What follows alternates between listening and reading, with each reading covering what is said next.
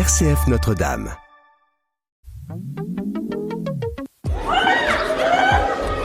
Ne laisse jamais personne te dire que tu n'es pas capable. Si tu as un rêve, tu dois le protéger. Bonjour chers auditeurs de RCF Cœur de Champagne. Vous êtes bien dans l'émission Parole de jeunes.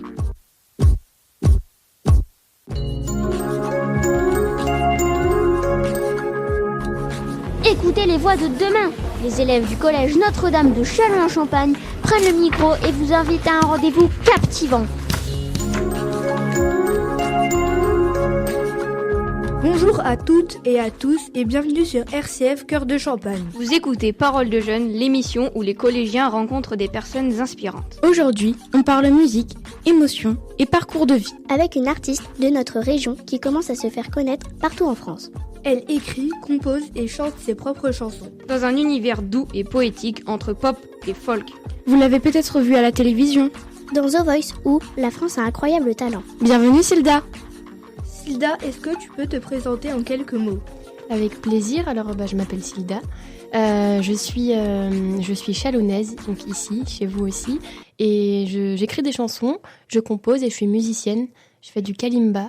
Et c'est aussi comme ça que les gens m'ont découvert. Donc, voilà. Tu viens de la région Champagne. Est-ce que ça a influencé ta musique ? Oui, j'imagine que oui. Déjà, j'ai commencé à chanter...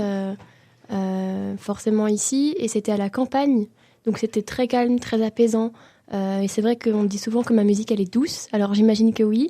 Et puis récemment j'ai sorti un titre qui s'appelle Tout casser, qui parle de ma famille en réalité, parce qu'on vient d'une famille, je viens d'une famille ouvrière.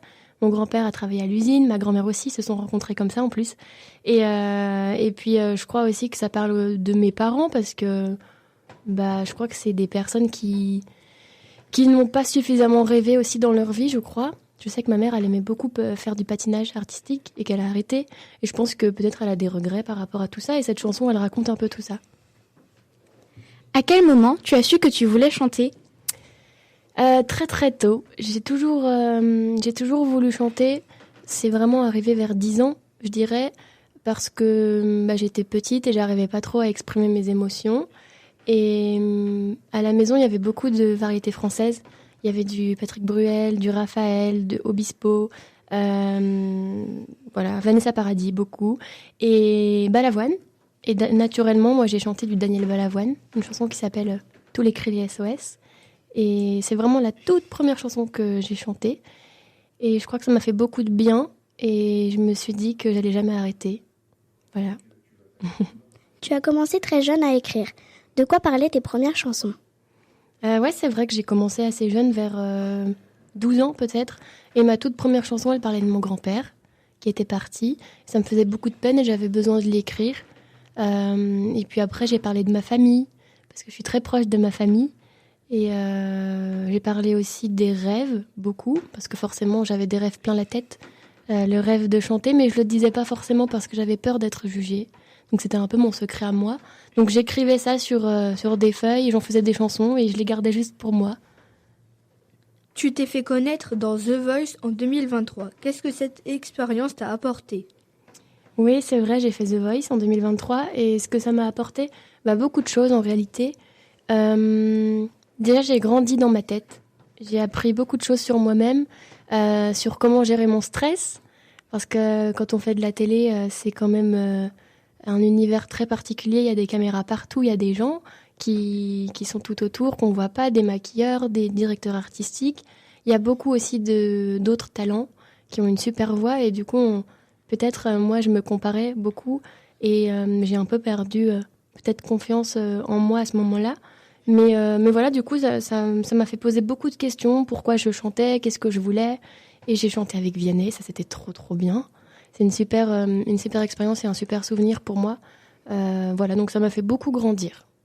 Tu joues aussi d'un instrument assez original, le kalimba. Pourquoi ce choix ? J'ai découvert le kalimba vraiment par hasard. C'était pendant le confinement, quand on était tous enfermés à la maison.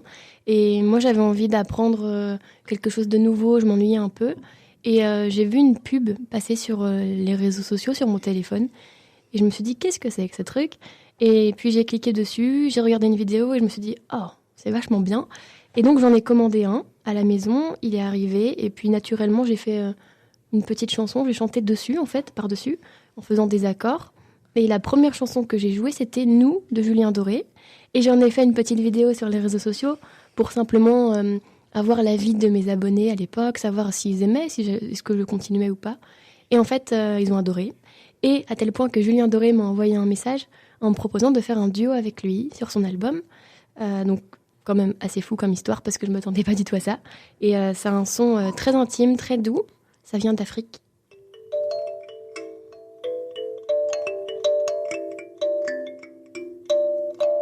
C'est très apaisant. Et du coup, je l'emmène avec moi sur scène. Il est toujours dans mes chansons. Et voilà, il est ici aussi aujourd'hui. Parce que c'est un peu mon porte-bonheur, quand même. Il a fait les télés aussi avec moi sur The Voice, un incroyable talent. Comment tu décrirais ton univers musical à quelqu'un qui ne te connaît pas? C'est une bonne question. Je pense que mon univers musical, c'est de la pop variété, pop chanson française. Et par contre, ce que j'aime bien faire, c'est prendre des instruments plutôt classiques, guitare, piano, et mélanger justement avec le kalimba, qui est un petit peu moins connu ici, et puis créer peut-être une musique un petit peu nouvelle. Souvent, on me dit que ma chanson, c'est la nouvelle chanson française, la nouvelle génération. Et c'est vrai que j'aime beaucoup, moi, mélanger un peu les couleurs, amener des sonorités qu'on n'entend pas forcément. Je trouve que c'est hyper intéressant. Voilà, mais globalement, c'est de la chanson française. Peux-tu nous parler de ton EP à part ou de ton titre Si on s'aime? Je peux parler des deux, si tu veux. Alors, l'EP, je l'ai sorti en 2024. C'est un EP qui parle justement de l'adolescence à la vie adulte. Tu sais, quand tu as toutes tes premières déceptions, tes premières désillusions, tes premières histoires d'amour qui se terminent mal. Il y a plein de choses à dire et aussi, je crois que quand on est dans ce passage-là, il y a beaucoup de choses aussi qui changent dans notre corps. On se sent pas forcément à sa place ou on la trouve pas vraiment. Est-ce qu'on s'autorise à rêver? Est-ce qu'on a le droit? C'est vraiment tout ça en fait. Ça parle du monde en général dans lequel on se trouve et qui nous semble un peu trop grand et trop complexe. On se pose beaucoup de questions. Et Si on s'aime, elle est dedans. Il y a 5 chansons. Si on s'aime, c'est une chanson qui parle d'acceptation de soi, donc d'amour envers soi-même. Parce que je pense que c'est pas facile forcément dans cette période-là où on change beaucoup, on grandit, il y a la puberté, il y a plein de choses qui changent et c'est difficile parfois aussi de se sentir bien dans son corps, dans sa peau, dans sa tête. Et cette chanson, elle invite vraiment les personnes qui l'écoutent à chérir les failles, les défauts, les cicatrices. C'est hyper important, c'est ce qui nous rend beaux et c'est ce qui fait qu'on est nous. Donc faut être fier de ça. Est-ce que tu penses que la musique peut aider les jeunes aujourd'hui? Ouais, je pense que la musique, elle peut aider les jeunes d'aujourd'hui, mais aussi tout le monde. En réalité, ça dépend en fait des messages que tu transmets, mais la musique, je crois qu'elle est là pour toucher les gens, pour véhiculer des messages, pour faire réfléchir, pour nous faire grandir, avancer, nous aider dans des périodes où ça va pas trop. Souvent, on associe une musique à une période de notre vie quand on va pas très bien ou pas. Des fois, on écoute un son et on se dit « Ah, c'était, je sais pas, quand j'avais 8 ans, elle passait tout le temps et ça me faisait du bien. Ou ça me rappelle une histoire d'amour que c'est mal passé. » Donc ouais, c'est hyper important la musique. Quel conseil donnerais-tu à des jeunes qui rêvent de faire de la musique? Déjà, je dirais qu'il faut avoir la tête et le cœur bien accrochés, parce que c'est vraiment, vraiment pas facile, mais je pense qu'il y a énormément de domaines artistiques qui sont comme ça en réalité, et même plusieurs domaines tout court. Il y a beaucoup de déceptions, il y a beaucoup de gens qui vont te dire qu'il faut que tu arrêtes, que tu n'y arriveras pas, mais il faut se rappeler qu'il faut toujours faire avec son cœur, et au fond, il n'y a que nous. On est les seules personnes en fait à savoir si c'est le bon chemin, et il faut vraiment s'écouter.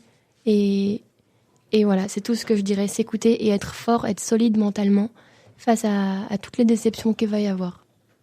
Voilà, c'est pas très gai, mais c'est vrai. Qu'est-ce que tu ressens quand tu montes sur scène ? Je ressens plein de choses. Déjà, je suis très heureuse à chaque fois de pouvoir faire ce que j'aime et être au bon endroit, me sentir bien. Et à chaque fois, je ressens aussi beaucoup de challenge. J'ai envie que les gens passent un bon moment.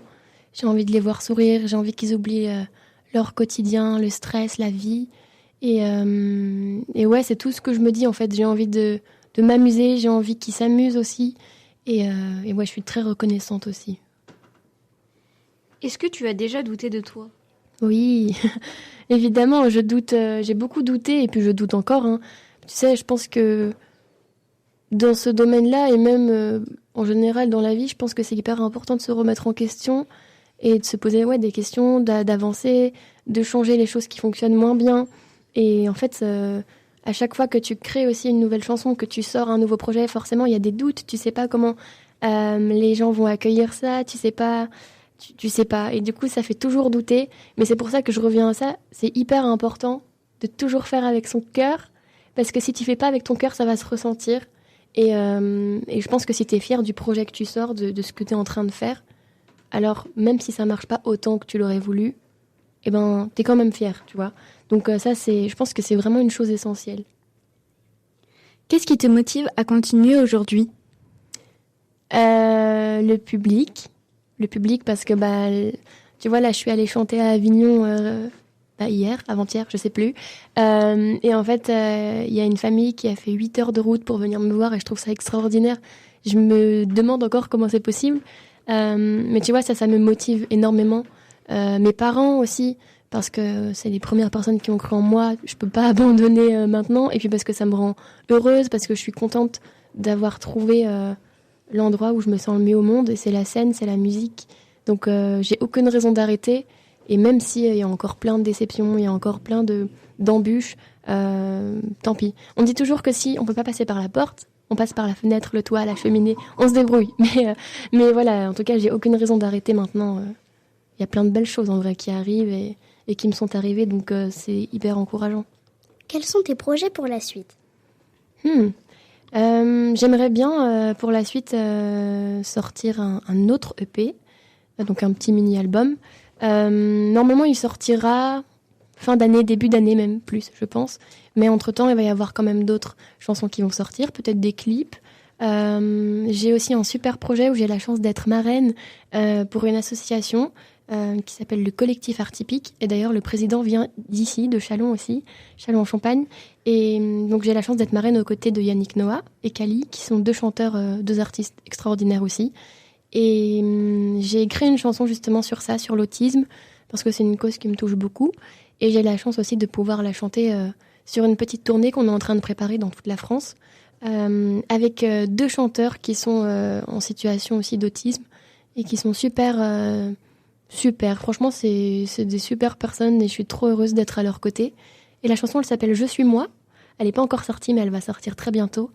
Et je vous inviterai d'ailleurs à l'écouter. Qu'est-ce que tu aimerais que les auditeurs retiennent de toi après cette émission ?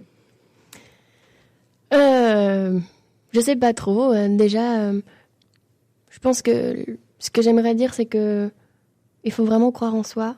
Il faut vraiment tout donner. Il faut rêver. Ça, c'est hyper important. On oublie de rêver dans ce monde-là, mais franchement, je crois que c'est une chose essentielle. Le rêve, et puis pas écouter ceux qui croient pas en nous. Ça, je pense que c'est aussi très important. Et je les invite aussi à aller écouter ma musique s'ils en ont envie. Elle est disponible partout, sur toutes les plateformes. Sur YouTube, il y a des clips. Je sais pas trop. Mais globalement, restez vous-même et aimez-vous avec vos failles, vos défauts et croyez en vous.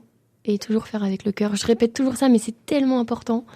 Voilà, le petit mot de la fin. Et merci à vous. Moi, je suis très, très, très heureuse d'être ici. Et merci pour l'invitation. Et je pense que si vous faites ce joli projet aujourd'hui aussi, c'est parce que vous y croyez, parce que vous avez envie, parce que vous aimez ça. Et ça se ressent aussi. Donc, c'est toujours un plaisir. Et je vous souhaite tout le meilleur. Merci.